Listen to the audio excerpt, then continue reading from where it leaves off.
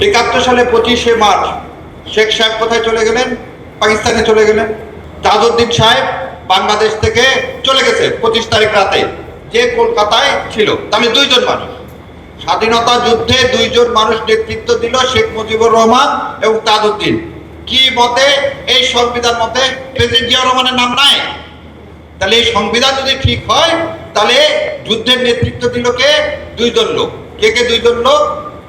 শেখ মুজিবুর রহমান আর তাজউদ্দিন, যে দুইজন সামনে থেকে কোনো নেতৃত্ব দেয়নি।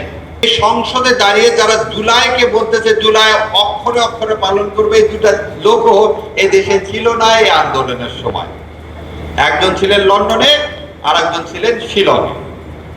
সেই জন্য আমি বললাম কভু আছি বিষে দংশিনী জানে।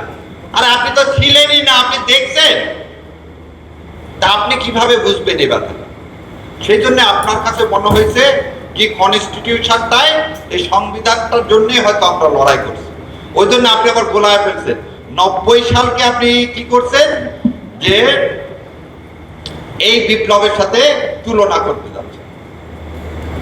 আমি মাঝে মাঝে ভাবি যে বিএনপির সৌভাগ্য আল্লাহ আমাকে সংসদে রাখেনি। কারণ কালকে যে মিথ্যাচার করা হলেন, মিথ্যাচারটা কি?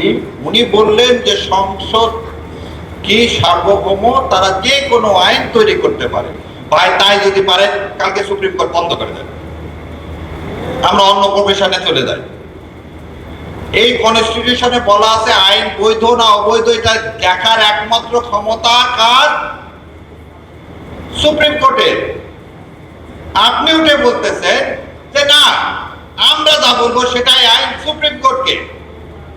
অতএব পঞ্চদশ সংসদের কথা বলে বেগম খালেদা জিয়া, আল্লাহ ওনাকে বেহেশত নসিব করুক, এই সংবিধান ফেলে দেওয়ার কথা যে বললেন, ওনাদের কথা ছিল পঞ্চদশ সংশোধনীতে যেসব করা হয়েছে সেই কারণে সংবিধান ফেলে দিতে বলা হয়েছে।